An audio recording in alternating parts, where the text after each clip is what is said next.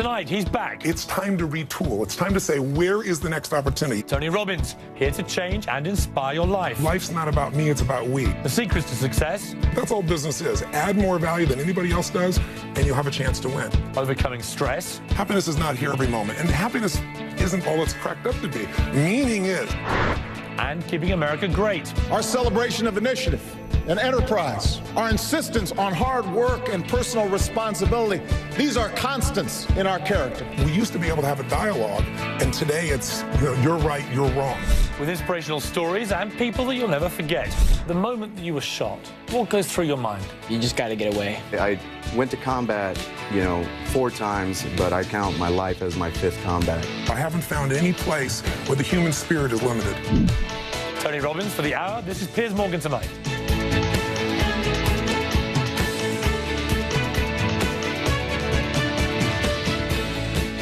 Good evening. In a week that President Obama was sworn in for the 2nd term, America's facing the next 4 years with great promise and much uncertainty. It's been a rough time for the nation with the struggling economy, Hurricane Sandy, and the tragedy, of course, in Newtown.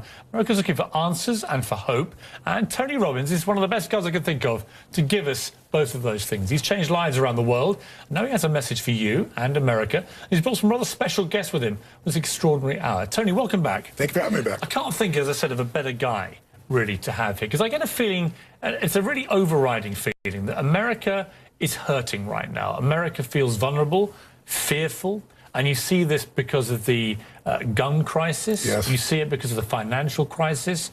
There's just a crisis of confidence generally amongst Americans. Do you feel that, and what is the answer? Well, there's no single answer. I mean, you're not going to change the world overnight, but you can change yourself. And I think that the biggest challenge that we face is we're not just missing our confidence because we're out of control. We're missing our confidence because we need to retool. The world has changed. And most people say you got to deal with change. Change is automatic. Progress is not. If you're going to make progress, you and I have to develop more than just self-confidence. We have to have self-discipline and self-control. We're part of a culture that for decades has taught people, reinforce your kids for whatever they do and build up their self-esteem. You can't get self-esteem from somebody else. You have to earn it from yourself. Self-esteem is esteem from yourself, and you only get that by pushing yourself to do things that are incredibly difficult. When you have discipline and self-control and a sense of confidence or certainty, that's when people are able to change their lives. And our country has had a series of events that has produced enormous uncertainty. We need to retool, not just get more confident. I mean, on the positive, some of the great periods in American history have followed extremely bad periods, post the Second World War. Yes. FDR, the country's on its knees, yes. And he rebuilt America, yes. And in spectacular fashion. So there is a precedent, and it's not like this is the worst time America's been through, not by a long way. So I think perspective probably has to be brought into this, right? It's perspective, but it's also understanding that there are seasons, and every season gives different benefits. Every season has different pains or problems.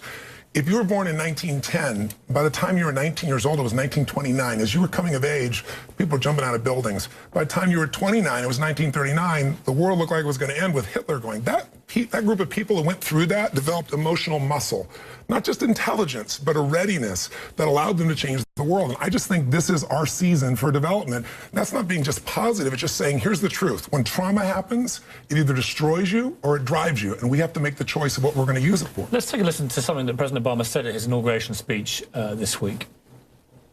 The decade of war is now ending.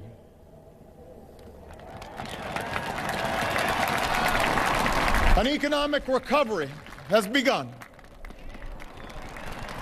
America's possibilities are limitless, for we possess all the qualities that this world without boundaries demands. Youth and drive, diversity and openness, an endless capacity for risk, and a gift for reinvention. My fellow Americans, we are made for this moment, and we will seize it so long as we seize it together. So the president there, sounding upbeat, but acknowledging that it's been a tough time and that there are challenges obviously ahead. How's he doing, do you think? Because a lot of this comes from the leader in terms of the spirit of a country, I think, in terms of its ability to resurge, if you like. Is Obama the right man? Do you like what you see from maybe the 2nd term Obama already? I love the man. I voted for him originally, and I actually went to a meeting with 18 of the top tech executives, the guys that started Google and Salesforce.com, and And in the meeting, everybody was a big supporter. And I said, Mr. President, I love your heart. I absolutely believe in your intelligence. I know you care. I voted for you the first time, but I said, I'd love to know how it's going to be different. This is prior to the election. When there's such demonization going on. I think that's the significant problem in our country. It's not one person. We used to be able to have a dialogue, and today it's, you're right, you're wrong. And that process happens in the gun debate. It's happening everywhere in this country. So I had a conversation with him, and I said, listen, if you think that the solution that you're telling me that you're going to do in your next term is that you're going to raise taxes on the wealthy, as we've done, I said, I'm more than willing to pay that. I'm supportive of that. But I said, that'll raise $80 billion. It's even less now because they cut it from 250, as you know, up higher as the cutoff date. So that'll run the country for 8 days. It's $10.4 billion a day. That's not even going to scratch the $1.1 trillion. What else are we going to do? And he said, well, I think what's going to happen is, the Republicans are going to have me to kick around. There's not an election, and we're going to start working together. I said, as long as there's demonization, as long as you're making them wrong and they're making you wrong, there's no chance of coming with intelligent compromise. That is the single issue that's got to shift. And what's wonderful is the president afterwards, a lot of people, one man came and grabbed my hand and he said, I think that's enough for this conversation. He said, no, Tony has given us some creative tension. And he pulled me aside afterwards and he said, I'd like you to come to the White House, sit down one-on-one, and let's talk about this, because you have to have a unifying message. We're missing that right now. Like you say, I mean, everything has changed for America in the sense it was this great all-encompassing superpower. Now there are many rivals to that position, and that will only increase over the next few decades. And America has to respond, and it can't respond perhaps in the way that it would have done 50 years ago. Well, in addition, the president has his hands full, to be fair. I mean, as he talked about the worst day of his presidency with Sandy Hook, I mean, he's dealt with things most people never have to deal with. But you're right, there needs to be a unifying vision. There's someone saying, Kennedy, we're going to go to space, or we're going to have this war on poverty. Right now, when our goals are to pay our bills, it's pretty hard to get people to find the greatest power of themselves when what they're aspiring to is depressing. And I think that's not just the president's fault. We individually have to find that, but it's true. Our leadership of our country has got to say, this is where we're going to go. It's painful now, but here's what we're going to get to. If what we're going to get to is we can pay our bills and we're going to be okay, that's difficult. To be fair to the president, I think when you've seen tears in his eyes, it's really been about the issue of really there being a future for young people, for the next generation. I think he really sincerely cares. Tell me this, sir. What is this future going to be in terms of America incorporated as a business model? Because a lot of the things that America used to be great for, manufacturing, for example, they've changed so dramatically and become so global. You can't really just go back and do that again, even if you had the money to do it. America needs to find other business models, doesn't it? Well, it is. It's in the middle of it. We're in the middle of that process. And honestly, on manufacturing, there's been growth primarily because we found these new technologies to bring us energy. We have more natural gas, as I'm sure you know, than Saudi Arabia has oil. So there's some changes. Some people are coming back here because it's cheaper to do business in America. But I think what's more important is the average American. The average American, if we're sitting and waiting for the government to come up with the answer for us, or the president to come up with a vision, you're going to have a problem. If you've been on unemployment for 12 million Americans, those jobs are probably not coming back. It's time to retool. It's time to say, where is the next opportunity? Is it in healthcare? Is it in green? Where am I going to go to get the skills? Because no one else, unfortunately, right now, the government's going to step up and say, here's a pathway. So you've got to find it for yourself. How morally responsible should big, successful companies, we've seen Starbucks do this, and we've seen Apple begin to dip its toe in the water, and I banged on about this a lot. We talked about that last time I was on the show. Right, and Apple since then have done something, but only a small thing, but it was a start. But it's about the principle, really, of great American companies, and in the tech world, I mean, they lead the world, but a lot of the stuff's outsourced outside of America. That doesn't really help the American jobs market, even though by being successful companies, they do in that way. Yes. I think you got to look at it in a context, just like you're talking about looking back through history. If you and I were having this discussion 100 years ago, 40% of Americans were farmers. Today it's 2%, and we don't just feed America, we feed the world. When technology comes and displaces it, it's a chance for us to take those resources and redeploy them. What's missing is the leadership to say, here's where you got to go. The average person, listen, I donated 1 million meals last year personally, not my foundation. We've done 4 million meals together. I believe in helping people that are down. But if you take people for 2 years and you take care of them and you don't give them new skills, they lose confidence, they lose certainty, and I find that they're going to become institutionalized and not being able to be part of a new future. So I think our job is to say, here are the tools to help you get to the next level of your life so you can help create the new American revolution. When you talk about this transformation from post-traumatic stress in all its guises to post-traumatic growth, Yes. Which is an interesting phrase. Explain what you mean by that. Well, it's actually science, but it's not well studied. There aren't a lot of people. Most people know everything about post-traumatic stress, where someone has had a trauma and it severely affects them for the rest of their life. They have shakes or tremors or headaches. They can't sleep, nightmares. But there are people that have gone through the exact same trauma, and they found a way inside themselves to trigger that into a drive where they no longer are broken and where they heal. And when they do, there's three things that people find who they've done the studies on. If you make it to the growth side, where you're expanding and where you're able to deal with it, the number one thing is you find out that you're more powerful than anything you ever thought. You're bigger than any event if you're still alive. Second thing that happens, you find out who your real friends are. You're not your Facebook friends. The people that care, that show up, and those relationships, Pierce, they deepen. And the third thing is, it's almost like you have antibodies. You have this set of muscles that allow you to deal with things in the future. And what people do in that area is they decide, I won't be beaten by that, as corny as it sounds. They draw a line in the sand and go, I know if I continue down this road, my life's over. They make that decision. Then what they do is they find something bigger than themselves to go after, a mission. A woman loses her family member to drunk driving, and she starts MAD, for example, and now she's out there muzzling against drunk driving, making that shift. She has a mission larger than herself. And then they start stacking the small victories. And out of that, they get emotional muscle, and they're able to help other people. Does it apply to any form of trauma, or are there grades of trauma? I've seen it happen with people that have lost their children. I've seen it with people that have witnessed the death of people around them. People have lost limbs. So I haven't found any place where the human spirit is limited. We've got a great example of that coming up. After the break, I want to bring out somebody who's a survivor of a high school shooting. He's in a wheelchair. Yes. He's an incredible story. He's a young man. I know that you've been working with him, and I want to find out what you think about this.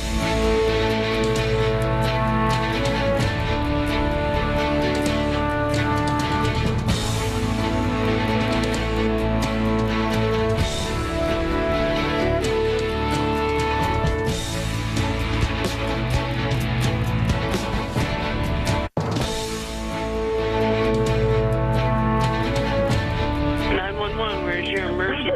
We just had a shooting at our school. We need to get out of here. Oh my God.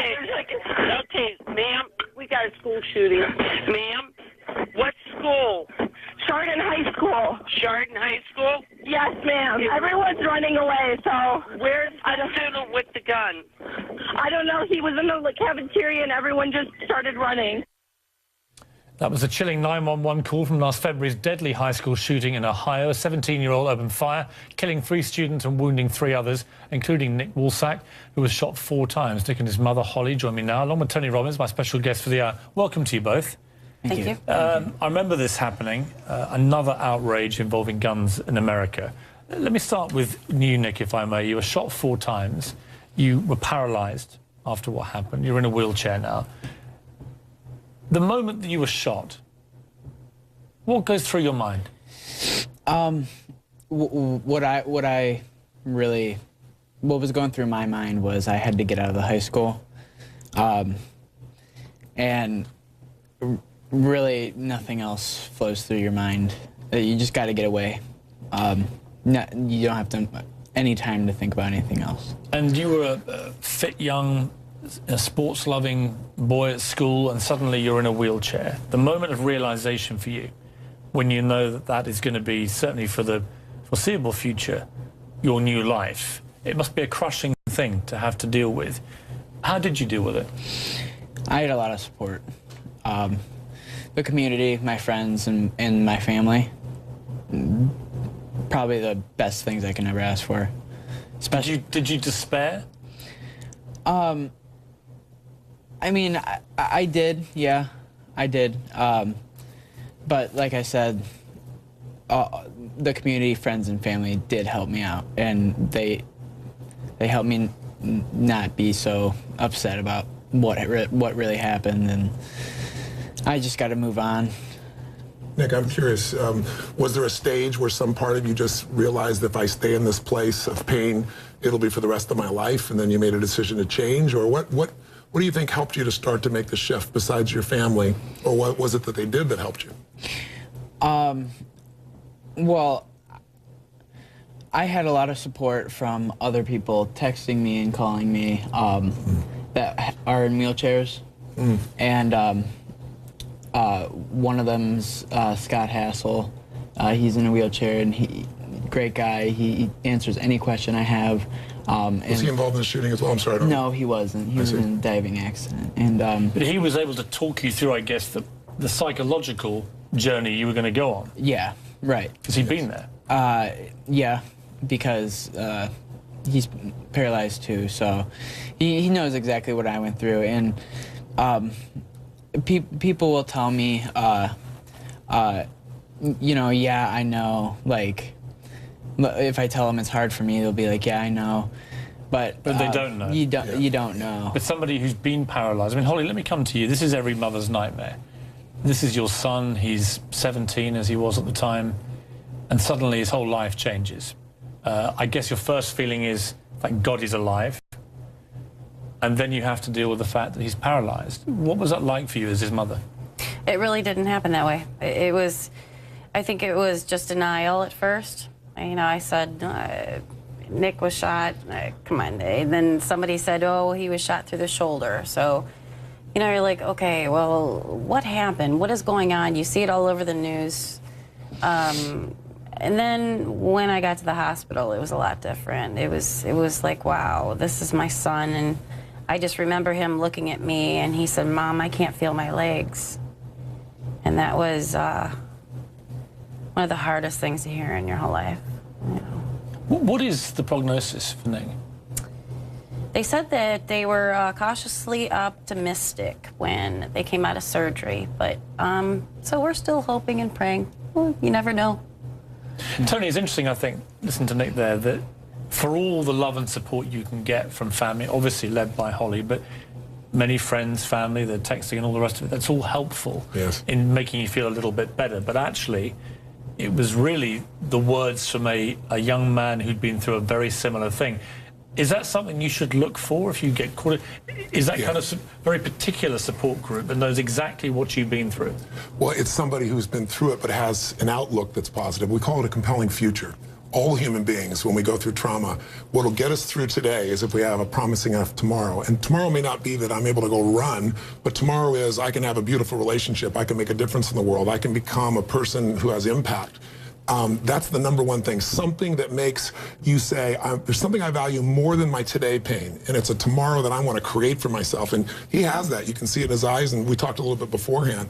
I'd be curious if you'd be interested, because the second thing that usually gets people through this, and I say through it, meaning have a quality lifestyle. You can have, there are people who have all use of their limbs and they have a horrible life. They live in pain and anger and frustration. And there are people who have been through hell on earth who have magnificent lives. It's really emotional fitness, but that fitness is a compelling future. It's managing your own thoughts and self-discipline and self-control, but it's also usually by having a mission bigger than yourself. And since you've been helped, I always talk about each one, teach one.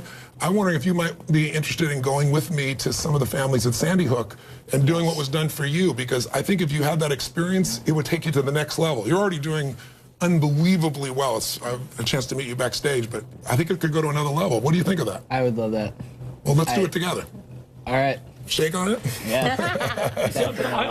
He came to me a few days after the tragedy in Sandy Hook and actually said that me and some of my friends want to go there. We want to talk to them and tell them how it feels, you know, that, you know, you're going to be angry, you're going to be sad. Every day is going to be so different. Yes. And then it'll come back, and then it'll go away. And it's just, you know, it's a whole healing process. Because for Nick, I guess, there are two traumatic situations. One is being paralyzed. The other one is actually having been shot in a massacre situation, which is really the stuff of nightmares. And I suppose my question for you is, how hard is it for you? You seem such a calm, confident young man, despite what's happened to you. How hard is it when other shootings happen and you hear or read about them? Does that bring it all back? Yeah, and it brings me a little confusion too. Like, I just don't understand why all this happens. This isn't what America was made for. This is, you know, it's just sad. It's really sad. What can really make the difference is things happen in life, and when they're meaningless, the pain never goes away. And I don't know the meaning, and I have the use of my legs, but in the people that I've dealt with so many times in your situation, it's when they can find, because this happened, I can make something else better for another human being. That's when there's a meaning, there's a positive meaning. You wouldn't wish it on anybody, but only people who have gone through spiritual pain have spiritual strength. The spiritual strength to heal other people. And I don't mean in a religious sense. I mean, you saying it is very different than Pierce or I or anyone else having sent someone. And you have that power because you've made that shift in yourself. So this could be the beginning of that journey. Right. What ambitions do you have? I mean, has it changed your outlook? And do you have particular goals now that you, obviously one would be to get out of the wheelchair, but aside from that, have you set yourself things that you really want to achieve now? Obviously, I had to switch around my career a little bit that I was aiming for, but I really just want a good career. And what do you want to be? I wanted to be just an electrician in the union, and I don't believe that can happen practically right now. So I'm actually taking an Auburn class, which is an alternative study class.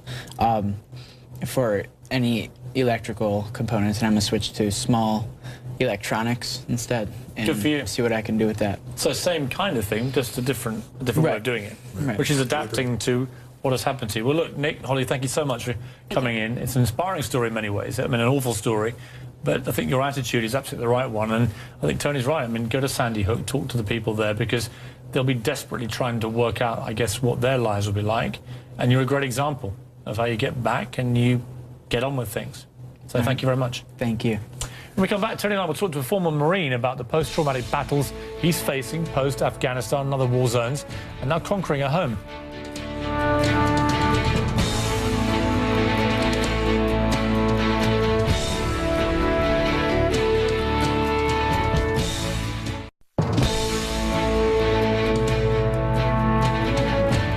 I've been to combat 5 times. See what I've seen, the death, the funerals. Been around a bunch of explosions. I have light sensitivity and PTSD. I've been through so much trauma. A hero on the front line speaking out about his troubled journey back from war. That's former Marine Casey Wilson, who served in Afghanistan, Kosovo and Iraq. Tony Robbins helped him overcome post-traumatic stress disorder, something that many of America's heroes suffer from. And Tony joins me again now with Casey. That was a very powerful and moving address you gave there. And you could see the effects, physical effects. You know, you were shaking and you've clearly been through all sorts of trauma in different ways. Before you met Tony, what was your life like? I was doing a lot of current therapy, you know, psychiatry, psychology, which I started in 2011. 2010, I started trying to figure out my life because I went through a second divorce. And so I didn't understand the whole process. Why was I feeling this way? And so I started to seek treatment at that time. I was going to acupuncture, healing touch, meditation. Did it help any of that? Yes, yes. It was helping to an extent. You know, like I said, I was just, you know, 20 plus years in the Marine Corps. I had severe trauma as a child, in which I never realized was a problem until, you know, I just added more stuff after more stuff in my life. But you had, why don't you tell me what your symptoms were at the time? Basically insomnia. I'd probably sleep about 4 or 5 hours a night, but I'd wake up probably about 45 minutes to, you know, every hour. You know, I had the severe tremors. Before I knew of my light sensitivity, I always had headaches and migraines. I'd had to go into dark rooms, take a nap, and you know, I would, you know, I'd be breaking down myself in a sense. And what was the rock bottom moment for you? The rock bottom moment for me, in a sense, was it was after my second divorce. I pushed so many people away. Couldn't figure out why I felt this way. I deployed 8 times. You know, I went to combat, you know, 4 times, but I count my life as my 5th combat, you know, deployment. You know, I've been fighting myself prior to, you know, in my younger age till my age. I am 39 years old when I went to Date with Destiny December 1st. where, you know, I needed to get a little bit of motivation because here I am about to retire from the Marine Corps. And Tony, I mean, there are tens of thousands of American servicemen and women who go through very similar trauma. Yes. It's been a terrible period for the American military, constantly on combat in various countries. What did you say to Casey? What do you say in this situation? Well, it isn't just say, and we've done this with hundreds of wounded warriors and different soldiers. Inside every human being, we have trauma. His was extreme trauma. And there's a personality in him that was beyond wounded. But inside of everyone, there's a part of you that's whole and strong and that's truly untouched by the experience. And so what I had to do is find out, he was trying to express his pain, and I felt that. But then I got him to connect to a part of himself that is whole. This part that you could see on camera, we gave it a name, and the name was Tigger. This guy literally, when he changed to that kind of personality, his glasses came off, he was able to see without the headaches, he stopped tremoring, he'd been shaking like this for hours. All that stopped literally in a matter of minutes, and by an hour later, he was on stage with a group of, you know, about 2,500 people from 80 countries, rocking them, sharing his mission for his life. He found something greater than his pain. He found something he wanted to serve, like he served for his country, but now it's to serve other people, to help them. Is that a regular problem, do you think, for people that come out of the combat zones? Is that, you know, I've got lots of military in my family, and when they're home, actually, even though they're still in, some of them, they get listless, they get restless, they start to feel strange, just not being where they're used to being in that kind of dangerous environment. Well, we don't know how to open up or express or tell our story either, and that's also part of the problem. And the other part too as well is being accepted in society, you know, because there's a brotherhood in the services around the world. Yes. And we have a problem when we come out of the service, you know, to the civilian world, where people will judge us and use, if they find out about our trauma in one way or another, will use that against us. You know, there is no brotherhood, you know, that I would say in the civilian community.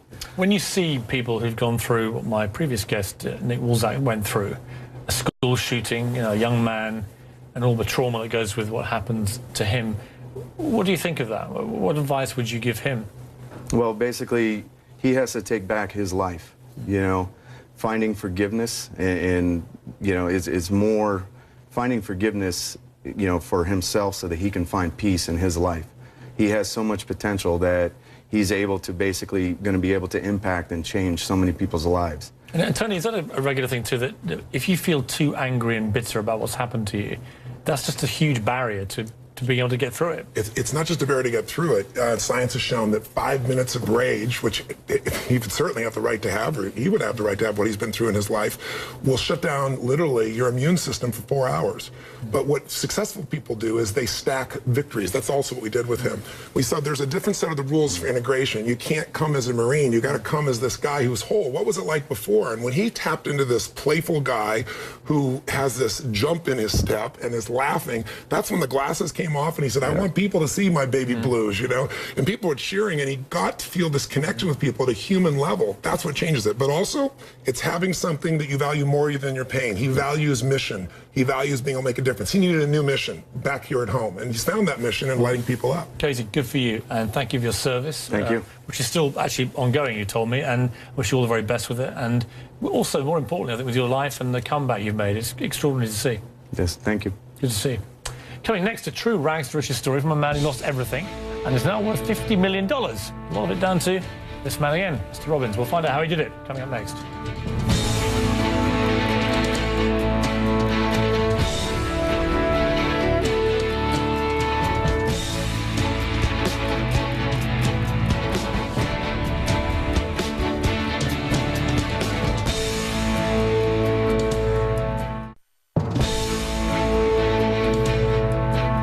Tony Robbins, President Obama's vowing to jumpstart the economy and create more jobs in his second term. But right now, millions of Americans are still out of work. And my next guest knows exactly how they feel. Mike Melio is a business owner who lost everything in 2008, and I mean everything. Now he's overcome that financial ruin and runs 2 businesses with revenues of, wait for it, $50 million. And Mike Melio joins me now. Congratulations. Thank you. It's been a roller coaster ride. You've known Tony for 17 years, and you've been up and down in that period. Tell me quickly the journey you've been on.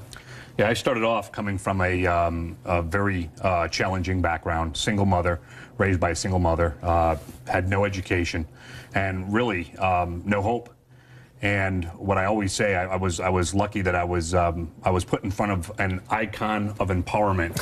No, he is. I mean, every time I interview him, I feel empowered. It's true. And you know what he is an incredible educator. And by the grace of the universe, I was able to fall in the lap of this educator, and he helped get me out of that place where I was, where there really was no hope. He was homeless at the time. But what I love about Mike's story is that Mike didn't just help himself. He built a small business to start with, and one of the young women that worked for him was addicted to meth, is that right? Methamphetamine. Why don't you share with them the story and how you ended up in your new business? Yeah, a young woman had come to work for me a number of years ago, and you could tell that something was wrong. And she was addicted to methamphetamine. She was a daily user of ecstasy, and I got her involved in Mr. Robbins' program. Within 30 days, she was completely off drugs. And it turned out that her father, her dad, was incredibly successful in the metal recycling business. And I got a call from him shortly thereafter that just said, anybody who has this kind of influence over other human beings, we need to do a business deal together. And he put up $500,000 for me to start my company. He co-signed for a ton of equipment. He taught me the business. 7 months later, he allowed me to buy him out. And years later, then I just continued to grow and grow and grow. Till 2008. Yeah, till 2008. So you built up this $30 million business, and then you literally almost lost it overnight in the big crash of 08. It was interesting. You know, 4 months before the crash, Tony calls me and says, Mike, you need to prepare. And as everyone in the country kept saying, you know, we're strong. The economists were saying, we are strong. And I didn't listen to him. And, you know, I should have listened to him. Why wouldn't you listen to Tony Robbins? Things were going great. Things were growing great. But that was mainly thanks to him. Yeah, absolutely true. No, absolutely true. He did it. And I'll tell you, overnight, as you know, the economy collapses. The metal business completely collapses. And when that happened to you, and you having gone from literally nothing, you're a homeless guy, to a $30 million business, and then it all disappears. What's that like for you? Yeah, I didn't care about losing the material possessions. I had a 3-year-old son at the time. He's now 7. The only thing that was going through my mind was, how do I face my son? From the day that he came home from the hospital, I was determined that he was not going to grow up in the same environment that I did. And all I wanted to do was be able to have my little boy sit on my lap when he was old enough and say, you know what, Enzo, there's nothing that you can't do. You can become anything. I don't want my boy to look up at me and say, Daddy, you know, if that's so true, how come you haven't done it? And that's what was crushing my heart. I just could not fail and come up with an excuse for this little boy. Tony, I mean, can anybody be like this, or do you have to have a little bit of what I detect here, which is that ferocity of spirit? I think ferocity of spirit is critical for everybody, but we all have it. It's like a muscle. Do we all have it? Yeah, we do. Courage unused, though, becomes weaker. You know, determination unused gets smaller. Passion unexpressed gets smaller. It's like any muscle, the more you use it. And he's been using it for years. You know, his son, though, here's the other thing. He had a reason larger than himself. You see the pattern in all the people that have overcome. He wanted to do for his son. At the time, he was told me about his worried about all his employees. I mean, he really cares about his people. But here's the secret, though. You have to make that shift where it's no longer an excuse. If you give yourself an excuse, humans will take it. If you're going to take the island, you burn the boats. And he burned the boats and said, I'm going to find the answer. First, he shifted his psychology, came to my business mastery program, and then he got the skills. Because like I said earlier, it's not just confidence. You got to have skill, and he had both, and he found the way. Show them what you did.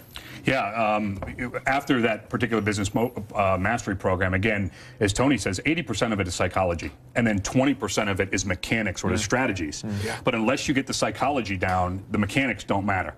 And I can tell you from that day in November of 2008 where I made that decision that I was not going to fail, and I kissed my lady and said, I'm going back to work. And we went out there and I learned how to export. And when there was no market for steel in the United States, I was able to export to several different companies or several different countries. And we took off from there. We continued to grow. And it was just, again, it's about a mindset. It's about having a level of pride. For me, it was coming from where I come from. The Melio name didn't mean a whole heck of a lot. And I was determined to change that because it's something of what I call generational influence. I'm not doing this for me. I'm doing this for my son. And is that good advice, Tony, there are millions and millions of Americans out of work at the moment, many suffering very hurt pride, never mind anything else, and real financial hardship. Is that a good focus to look at children, to look at other things and say, you know what, stop feeling sorry for myself, it's for him, for her, it's for that? I think what's really beautiful about most human beings is we'll do more for others we love than we'll ever do for ourselves. And motive does matter. If you're just trying to do something for yourself, you only get a certain level of insight. If you're trying to do it for your family or your community or the world, you get a different level of skill and insight.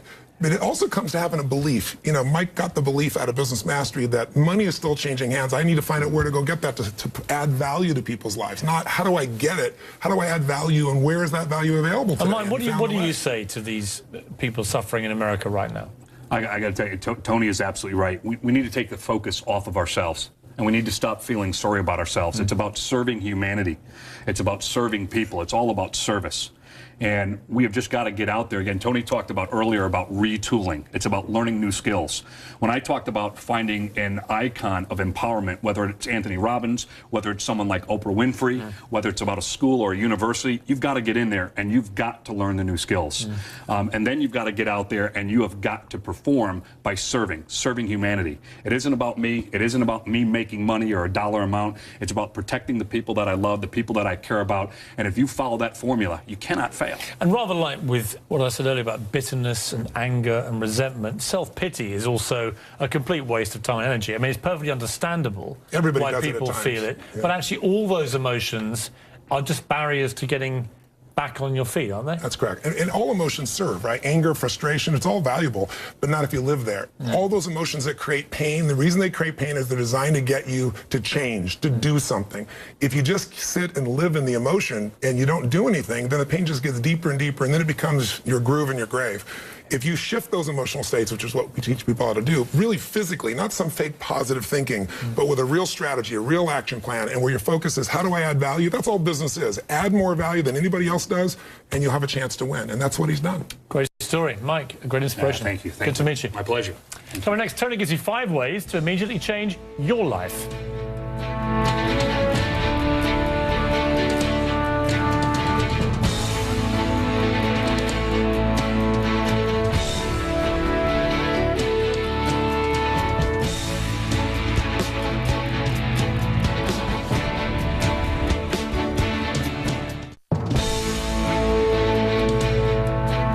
Our special guest, Tony Robbins. Tony, it's been a fascinating hour to meet 3 people from very different experiences. Yes. But actually common themes being they've all had knocks in their lives of different degrees, which have caused a lot of emotions.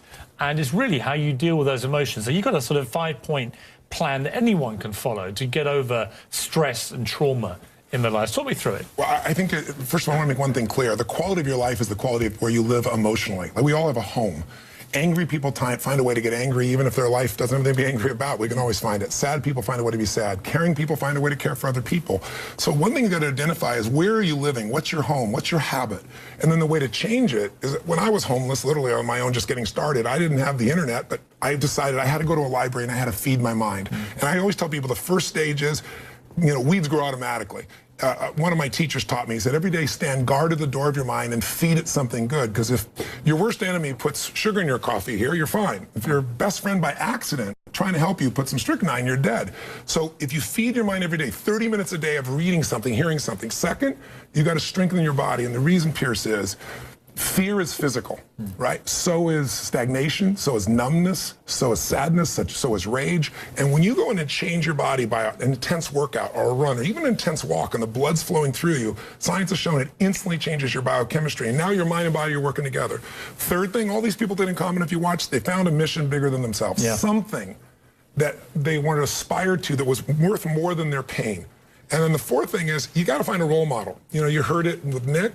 Almost everybody finds a role model that makes it real. I was with Warren Buffett and with Sarah Blakely, the youngest billionaire. We did this roundtable about the future.